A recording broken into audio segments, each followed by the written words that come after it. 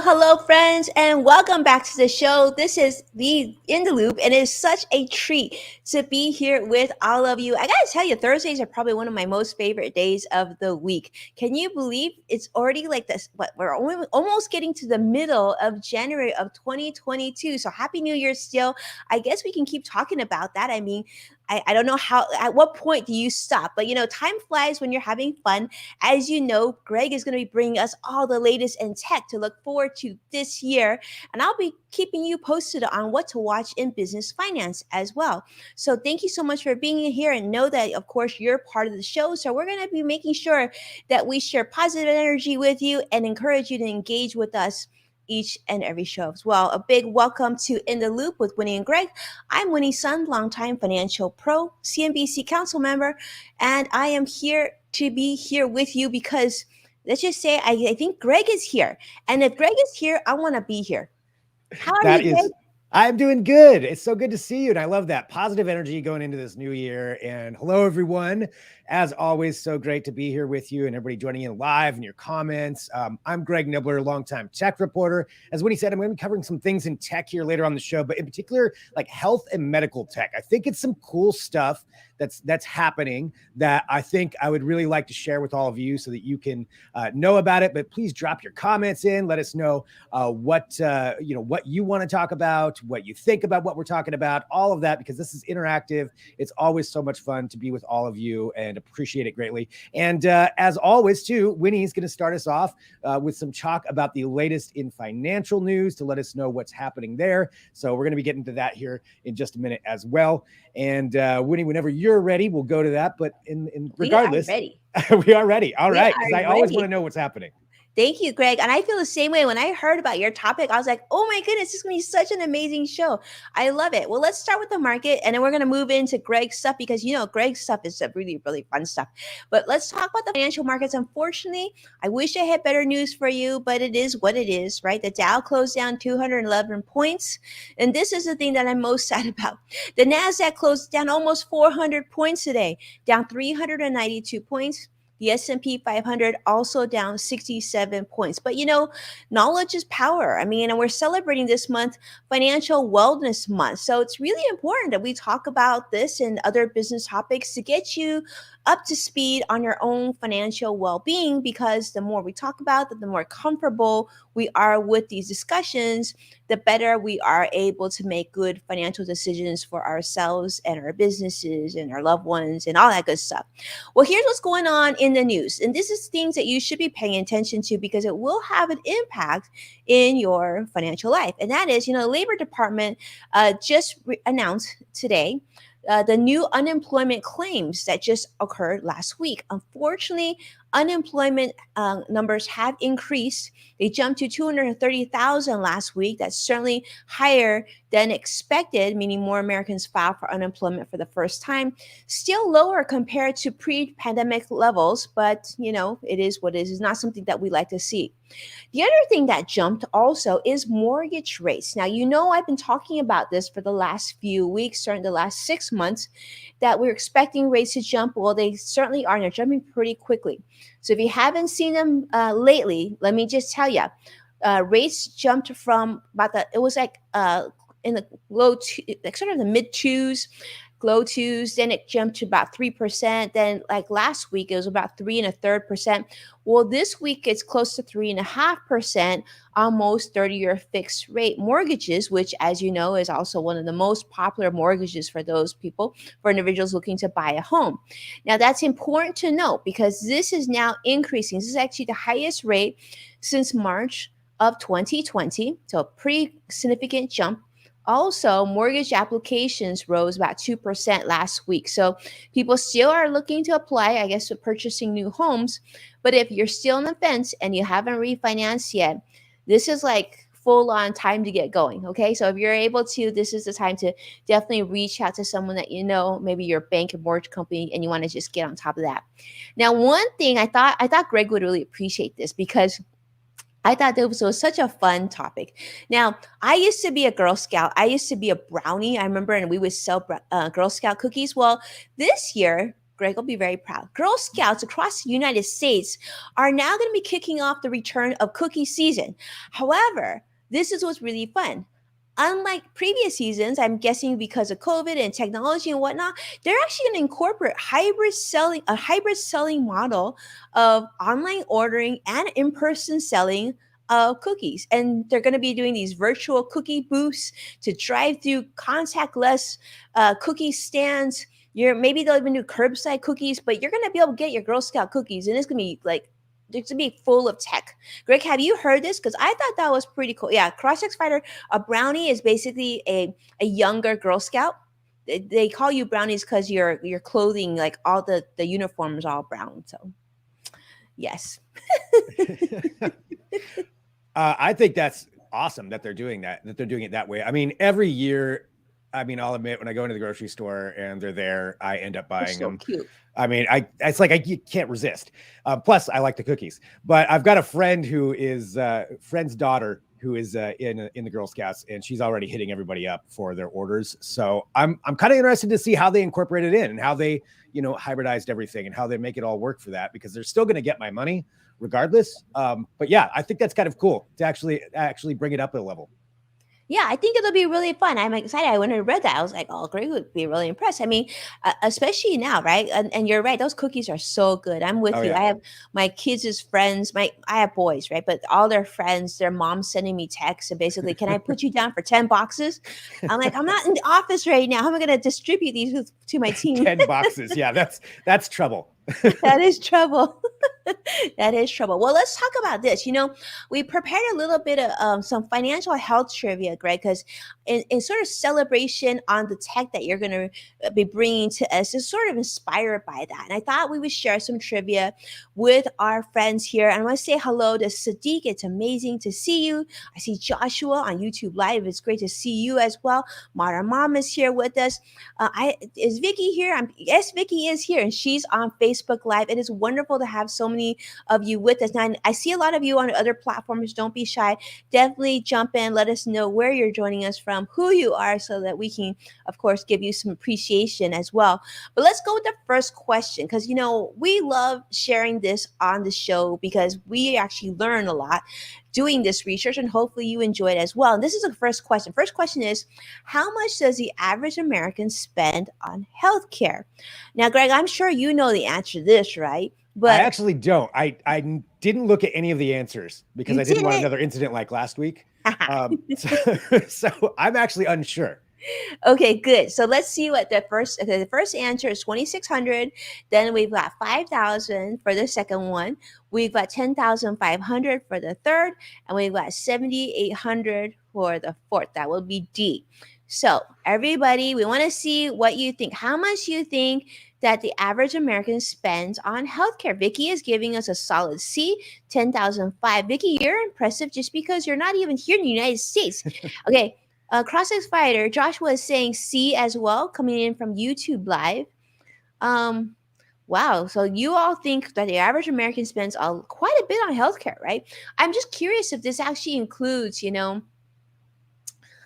insurance costs as well. But I would guess it would. I think it does, right?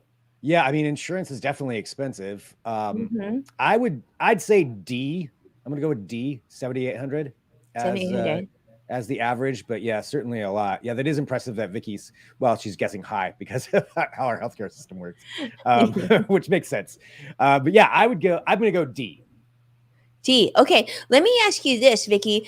What would you guess where you are? I know you're in the UK. How much do you think that the average person would spend where you are? I'm curious to see just a comparison. But to answer the question, the answer here is we have two winners in this scenario. It is actually 10,500. Annual health expenditures are actually forecasted to exceed $4 trillion here. And that was in 2020. So we're actually expected to even exceed that significantly more. Vicky is saying in the UK it would be B. Average would be 5,000. Wow. Yeah, that's incredible. We need to do a better job here. Yes. Yeah. I agree. I don't know about you, Greg, but oh goodness, sometimes I feel like how much I pay in health insurance for my family, I mean, literally is a mortgage payment. It's Yeah, pretty well, I scary. mean, I can only imagine, yeah, with you and kids and all of that. I mean, even just for Mhm. me on my own, it's quite a bit of money. And Right? yeah, it's a lot. I would be all It's a for lot. some reform there. Yeah, I did hear some news that they said here in the state of California that governor was trying to make it so that we would still have more affordable healthcare, but who knows if that's going to happen. All Yeah. right, well, let's jump to the second question. And this is a fun one too. And that is which country has the best universal healthcare system? Ooh. Now, we want to hear, okay, Cross-X Fighter, I want to hear what you say. Sadiq definitely want to, Sadiq has a C. Okay, so basically A is France, B is the US, C is Australia, D is Canada, and E is Sweden. Well, I think it's safe to say it's probably not us. Yeah, I'm gonna guess we're at the bottom of that list. Yeah. So, Vicky, um, let me just tell you, as your friend, the answer is not B. You want to try again? Okay, so Vicky is saying E. Vicky is saying E. Okay, Cross-X Fighter is saying D. Sadiq, are you saying C to this one? If so, then you're saying Australia. Okay, so let's ask Greg. Greg, what do you think this is? I mean, it's tough to say because, like you said, they're all gonna be better than what we have here. But I'm gonna guess it's either Canada or Sweden because I Okay. feel like a lot of the Scandinavian companies or countries have really good healthcare also. So I'm gonna go E. I'm gonna say Sweden. Okay. Well, you are absolutely right, Greg. It is absolutely Sweden's. They have actually their healthcare system is well.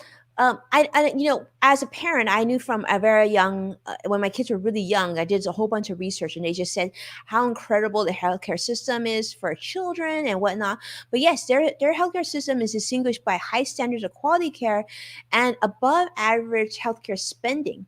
So about 600,000 some Swedes have private health plan, which is usually covered by employers and really, really helpful. Like actually helps in sort of preventative health as well, which is really cool. So good That's job, great. Sweden. Yeah. Congratulations. Yeah. So all right, so let's ask this one. This one, Greg, you might know, and I'm thinking many of our viewers are going to know this one. Is how much does the average American spend on gym memberships? Look at that guy. He's walking towards the numbers. Like, is he going to give us a clue? Oh, no, he stopped before he got the numbers. But kind of loving this. This is really cool. $250, $75, $150, $50. Now, understand, yeah, this is average spend on gym memberships. I guess it's Yeah. really depending on where you live too, because I imagine some cities would be a lot more expensive than others. Right. And depending on what you do, if it's average, that's all Americans, or is it just Americans who go to gyms? But By the way, it's per month, I should say too. per month. Okay. Okay. That Then might I'm be gonna a little bit say, helpful. yeah, but you're right though. It depends on where you're at because Mm-hmm. yeah, gyms could really vary a lot. What were people guessing? I wasn't paying attention there. I was too busy thinking about it myself. Well, Let's see. Vicky's C saying C. Vicky's saying C. 155, $150. Cross-X Spider 55. is also saying C. Sadiq is saying E, which is $50 a month. I would say B, $75 a month because $75 a month. yeah, Yeah. yeah, gyms are I expensive. I would have guessed that too, because I'm thinking like the sort of those average gyms, right? Like you would Right. think pretty average because I feel like 250, 155 is pretty high. I mean, if you're doing like a personal trainer kind of thing and a lot of classes, I guess yeah, that could go up pretty quick. But yeah, I think average, I would have to think I would think most people aren't doing a personal trainer, or maybe that's me. So I would go B. Go B. Okay. I will say this. Well, before I had kids, I was working at Smith Barney as a financial advisor there, right? And across the street was this really nice gym. And that was the same place that Kobe Bryant worked out at. And literally everybody, at the office went there. We had sort of a corporate discount stuff. And our gym membership, it was discounted and it was around 250 a month. And I thought it was Wow. so expensive. But, free towel service, free valet parking, all that fancy. Yeah. And Kobe Bryant. So And yeah. Kobe Bryant, right? I mean, like that was pretty cool. But 250 seems high to me. So you're saying 75, right? Yeah. I might be low Okay. though, but yeah, I'll stick with it. Sadiq is saying a strong C. He's giving a C, 155. He's giving us 3 times. Cross-X Fire is saying C. Vicky is saying C. And guess what? The answer is our audience is rocking it because it's C. It is the average American adult does spend $155 a month on their health and fitness, which, Wow. yeah, that's like, and we had to do the financial math on this. This is actually over $110,000 in their lifetime. Wow. That's a lot. That's a lot. Yeah. Yeah. I spend probably $15 a month and I feel pretty good about it because I do Apple Fitness. Mhm. And I will say that I used to love going to the gym because I used to love taking classes. But now that I can literally I feel like some of the best trainers on the planet on my TV. And Yeah. I don't have to worry about what I'm wearing. It's pretty Right. good. No drive, no worrying about what you No wear. drive. Yeah. I got to think that number is going to change over time just because of that reason, especially, during the pandemic and how many people are working out at home and Peloton and treadmills and all that stuff that they're getting at home. So, Yeah. and then Peloton, doing things like Apple that's Fitness. huge, right? Yeah. Yeah. I mean, and that's not cheap either. So if you have to factor in buying that, the bicycle. I know, Yeah. I know one of my friends has a Peloton treadmill too, right? And Oh, then yeah. you're paying that monthly. But then, like, I have several of my friends and clients in particular tell me that they don't think they'll ever go back to a traditional gym again. Yeah. So I know, that's a question I would definitely ask you, Greg, of like what products that you feel are good. I guess investment for that realm, like keeping healthy. That'd be really interesting. I mean, for me, Peloton has been what I went with. And I know there's other competitors out there, so I'm not just shilling for them. But I would say, it's been a pretty good use for me because I had the space that I could do it. So that's worked out. I did, though, this is actually true, about 2 months ago when it seemed like maybe things were starting to, get a little bit better before Omicron and all of that. I did almost go into a gym for a consultation for a personal trainer. And then I backed out at the last minute. I'm like, I don't think I'm ready to go back in yet. And I've been pretty happy with what I've got here at home. Because there's so many different ways that you can track a lot of that stuff now. Yeah, absolutely. I've been looking at, I'll tell you, the one thing I really miss kickboxing. And I saw there's like this new technology where they have these little different pads, right? And there's an iPad. And I guess it, I think it's sort of the Peloton of boxing. I thought, that would be really fun. But I haven't deep. Yeah. I actually almost pulled that one for a story today. I didn't grab the B-roll for it, but yeah, it's like smart boxing gloves and it all ties in, to a system with your apps and you can track everything. I mean, they're really coming out with a lot of amazing stuff now. I'm gonna wait for you to tell me whether you think it's good before. Yeah. Oh, Vicky is saying she used to do kickboxing as well. Very cool. And then Sadiq is saying it's included in the community. I don't spend internet and TV on demand. I don't spend. It's free of charge. What is free of charge, Sadiq? Tell us, what is it that you're saying is free of charge? Yeah. Tell us. It might make me missing that. Okay. Well, that's okay. Right. While you do that, Sadiq, we can go to the next question because this is a fun one too. And I believe this is our last trivia question. I'm not sure. But which was the healthiest country in the world in 2021?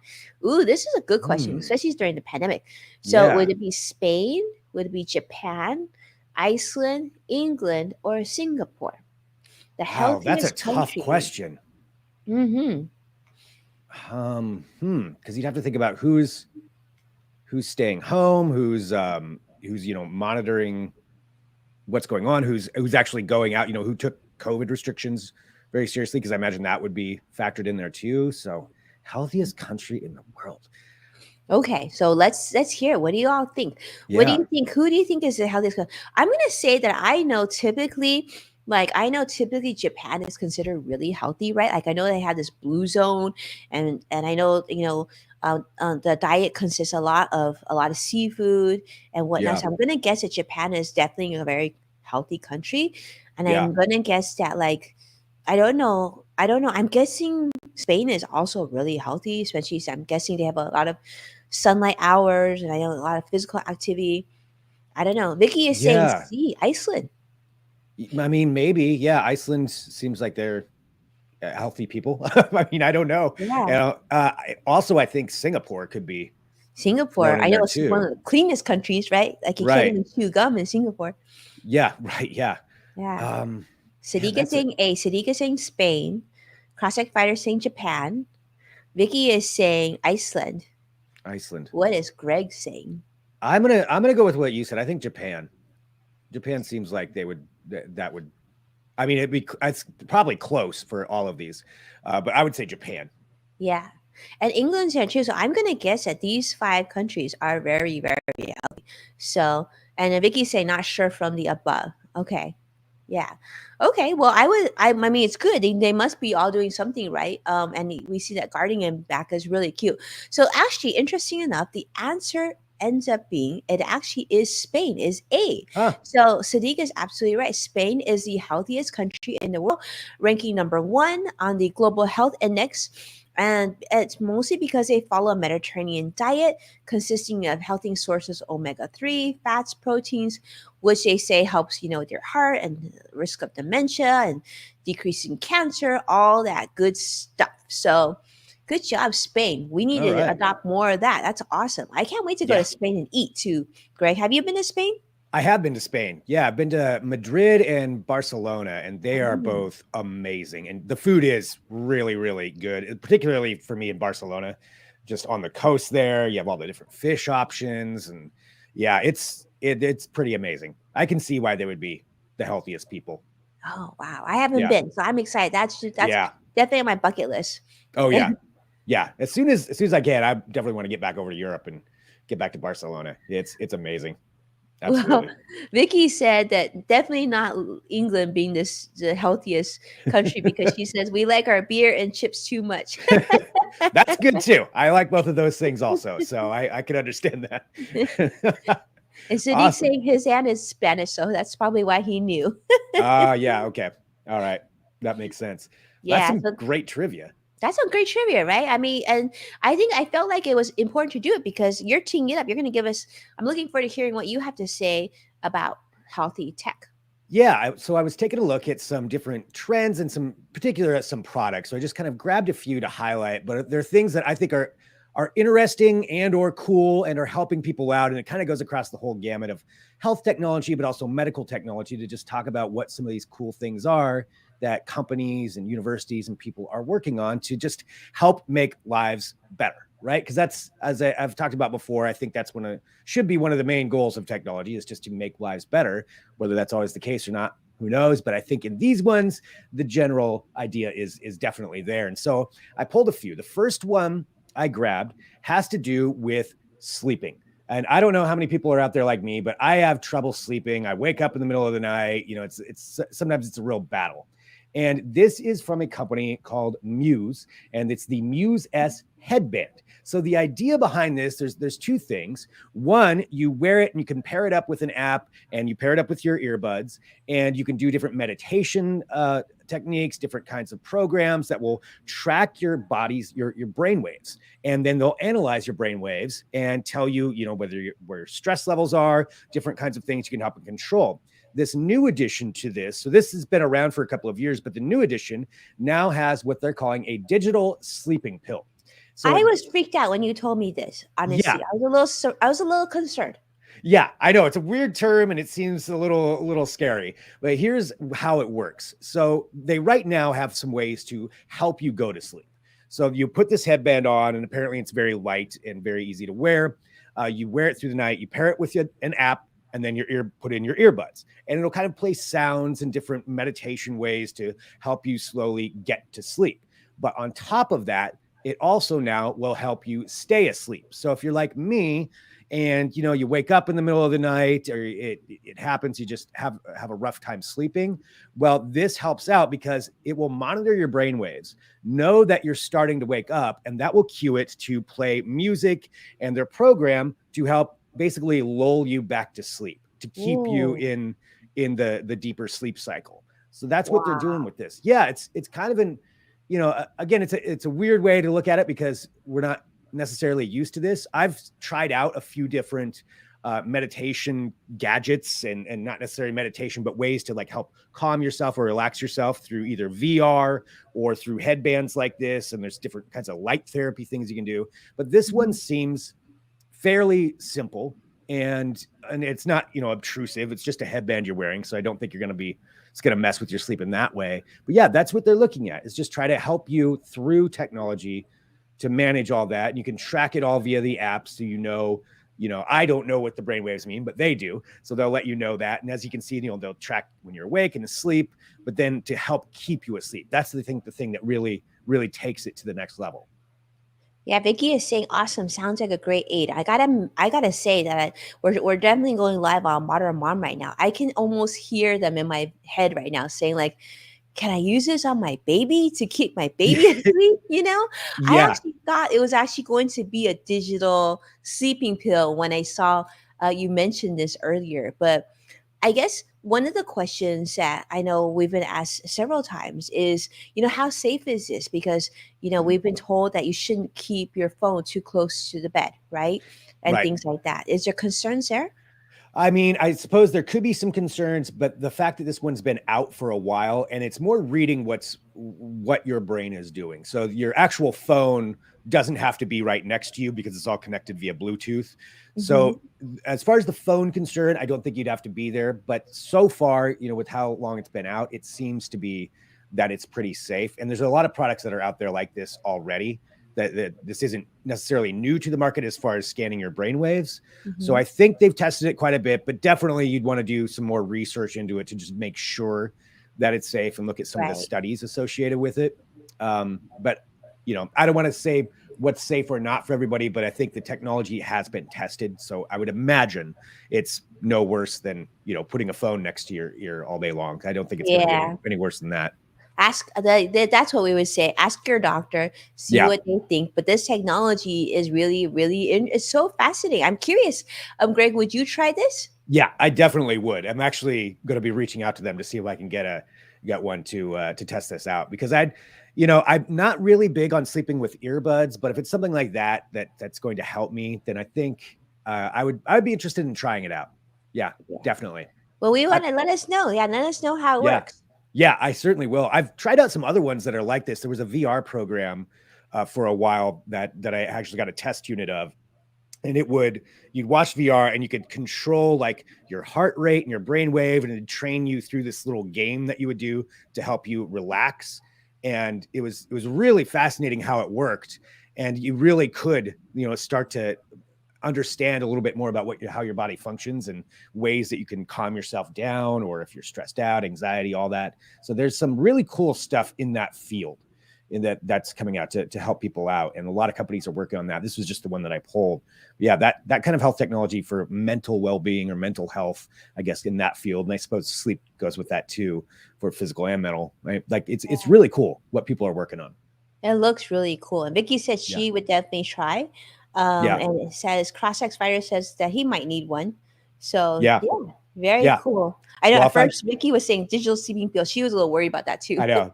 Yeah, the name is probably a little bit concerning for people in the market. Yeah, maybe call it a sleeping headband.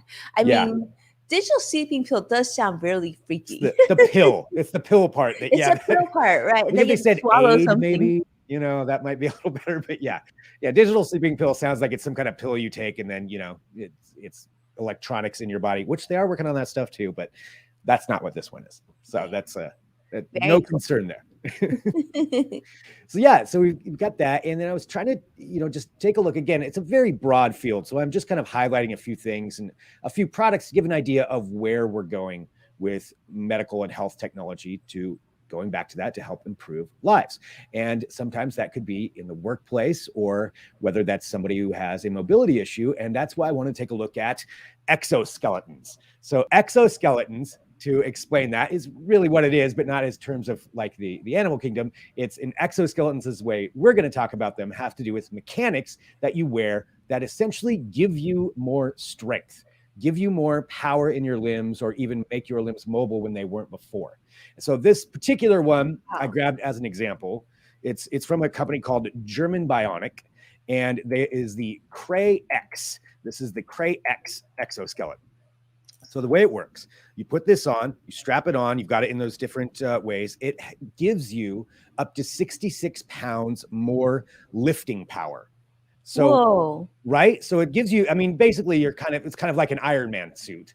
And that's what it's doing. It's like a little bit of what Iron Man would be able to do, because you can grab things, you can lift much heavier objects, or even, lighter objects that you normally lift, but without that pain that could come from the physical labor of that. And you can do that with this kind of machine.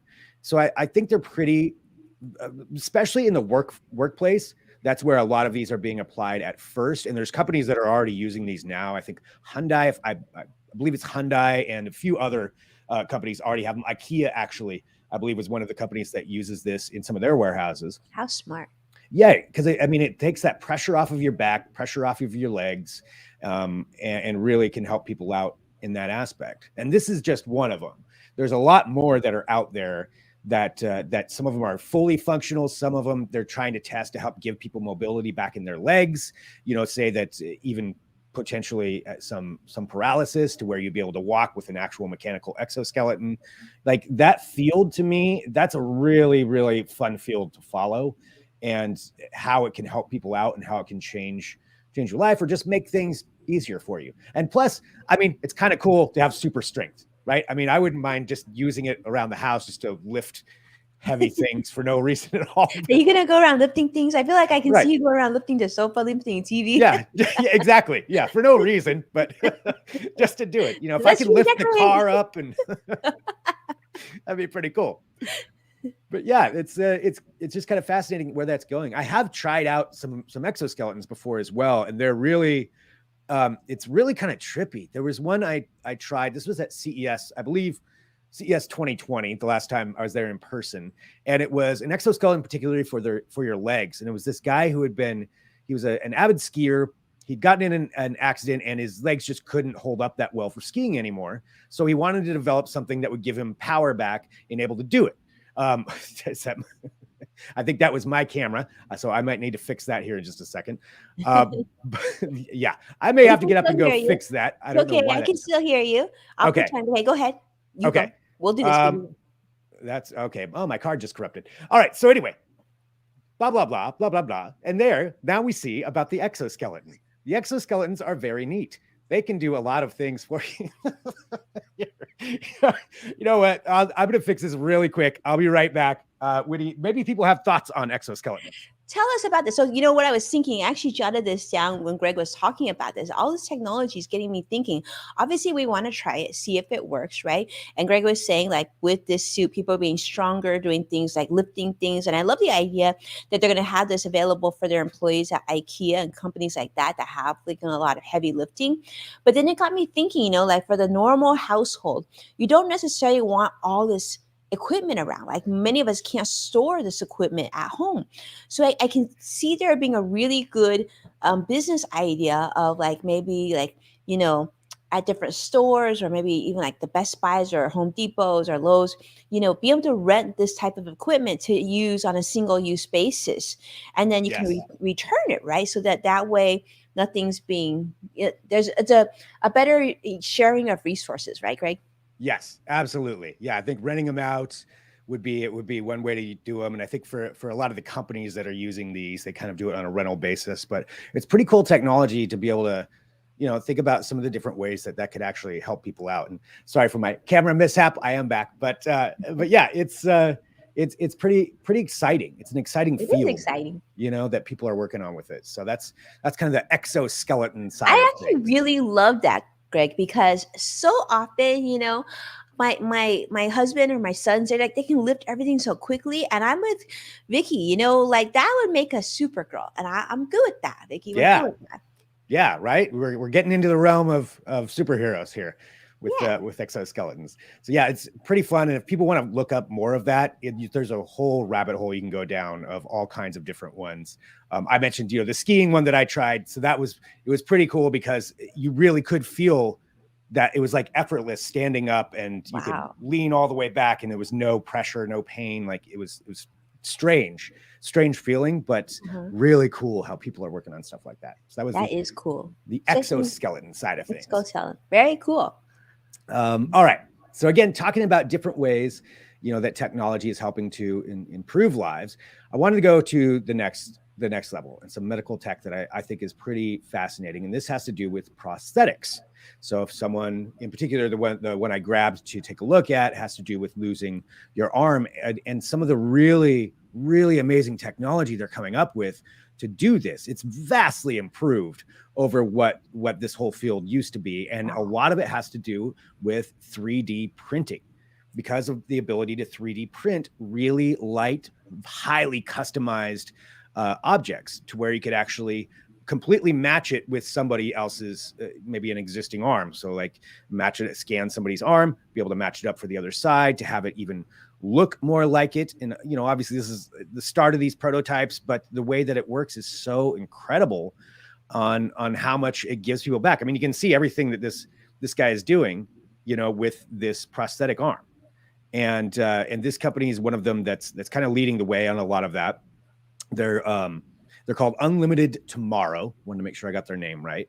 And they're calling them Bionic Arms. So it's a bionic arm because it does have technology in there and electronics that are powering it and allowing it to do these different things. And they can customize it to each individual person. So they're thinking this, and there's different muscle that works in there, the way that it interacts with the arm, but then they're able to have all these different functionalities. I think it was like 36 different ways that you can utilize this thing, something along those lines, but it only weighs 1.5 pounds.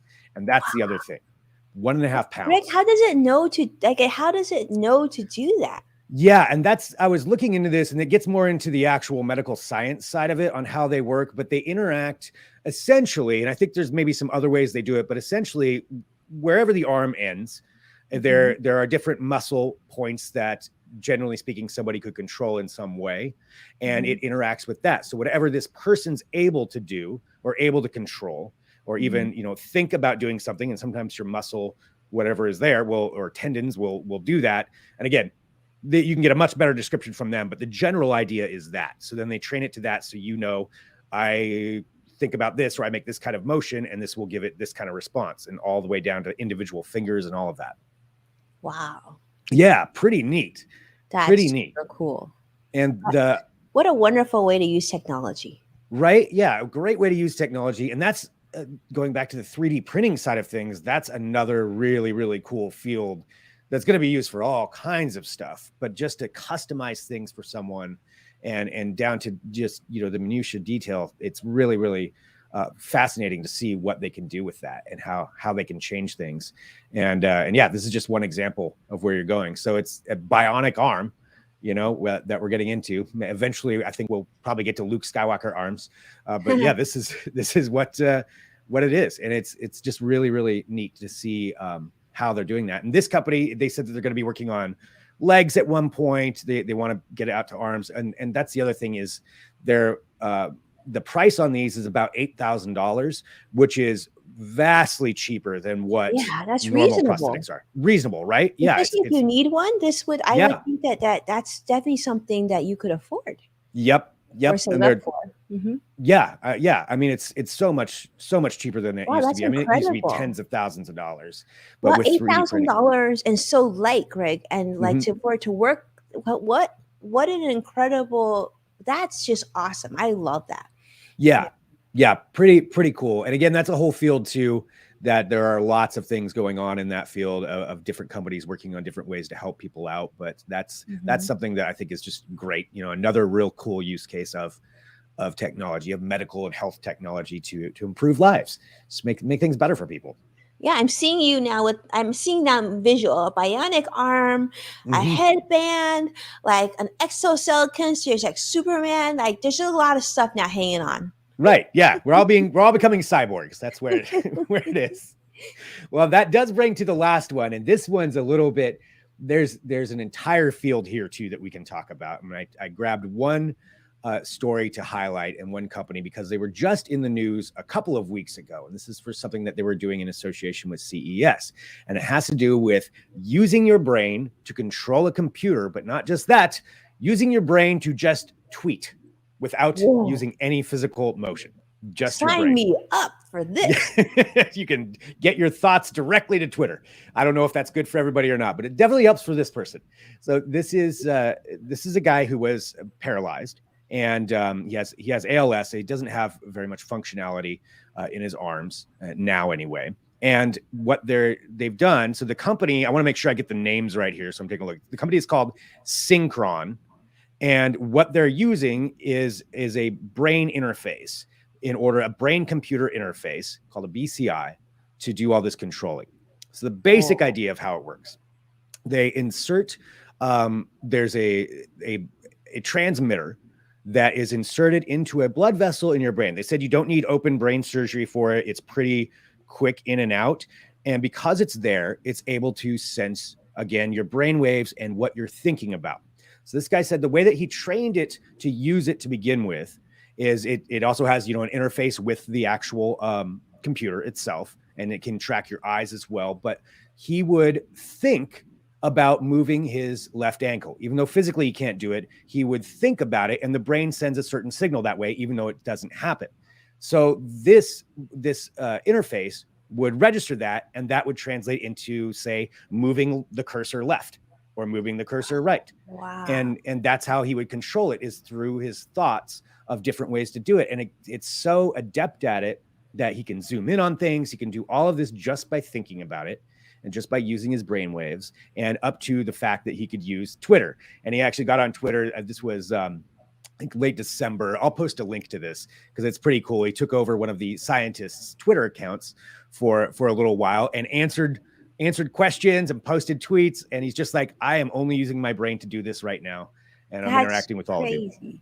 Right? That's incredible. It's so incredible. So neat to see where that's going. And sometimes that can be a little intimidating, inserting stuff into the brain, but this is what they're doing. And there's certainly a lot of other companies. Yeah, there he is right there. Curtis is always on it. And that's showing him kind of using that and trying this out, this particular version that they've got. There's other companies that are working on some different ways too, like Neuralink, which is one of Elon Musk's companies. They demonstrated some things with a monkey earlier, I think, well, not earlier this year, earlier last year, and to where it could control things all through its brain. And they said that they're going to be, they might already be in human trials, but we're going to find out more this year. And I think this is going to be a really big field. I think there's going to be a lot of breakthroughs, I feel like, this year in this kind of technology, in basically neural technology, I suppose, for a lack of a better word, brain computer interfaces. It's kind of merging some of that together. And again, whether that's something everybody wants or not, I can totally understand that. This gets into real sci-fi stuff, but for that purpose, bringing back some functionality for someone, that's, I think, a great use of it. I love this. Well, I love all the items that you selected for us, Greg.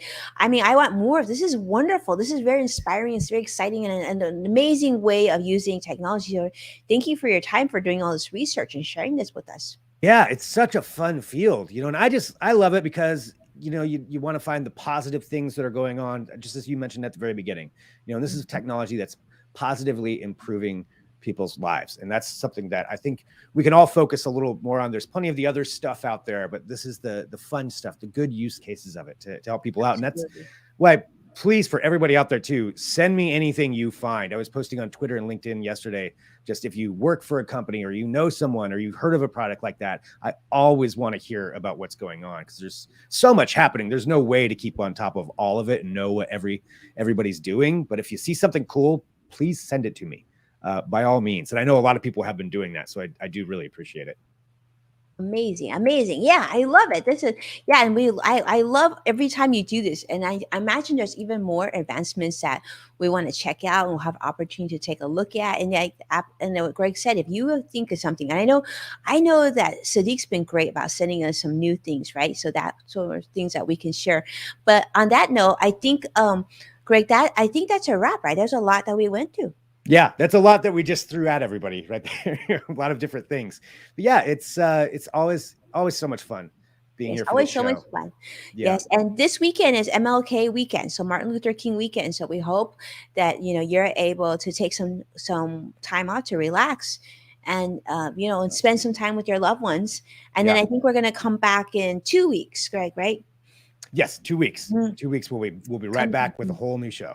whole new show. So if there's anything in particular you want us to share, we would love to hear from you. But yeah, it'd be so much fun. But have a great weekend. And thank you so much, Greg, for your time and putting these together. I am so inspired by what was shared today. So thank you so much for that.